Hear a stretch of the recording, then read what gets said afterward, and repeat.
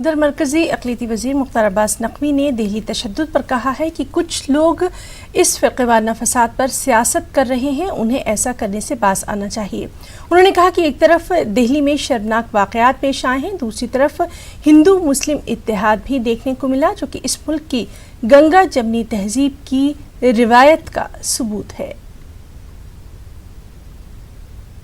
एक तो सबसे इम्पॉर्टेंट चीज़ है कि अनफॉर्चुनेट इस कम्युनल राइट पर सेकुलर राइट बंद होनी चाहिए।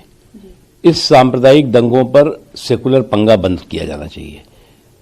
आज जो है वो लोगों के जख्मों पर मरहम लगाने की ज़रूरत है, उस पर नमक छिड़कने की ज़रूरत नहीं है।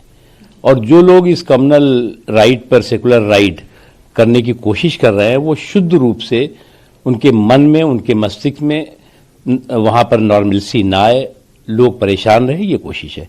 लेकिन उसी दौरान अगर आप देखें तो जो सकारात्मक तस्वीर भी इसी दिल्ली ने दिखाई है पूरी दुनिया को और पूरे देश को, कि जिस तरह से भाईचारे, जिस तरह से एक जहती का भी एक माहौल दिखाई पड़ा है। और वो ताकतें जो ताकतें कि देश के इस हमारी सदियों पुरानी गंगा जमनी तहजीब जिसे कह सकते हैं आप, अनेकता में एकता कह सकते हैं, उसको तोड़ने की षड्यंत्र साजिश कर रहे थे, उनको एकजुट होकर के भी सभी समुदाय के लोगों ने परास्त भी किया है। और जो लोग भी इसमें जो परपेट्रेटर्स हैं, जो प्रोवोकर्स हैं, उनको सजा, कड़ी से कड़ी सजा मिलेगी, कोई बचेगा नहीं।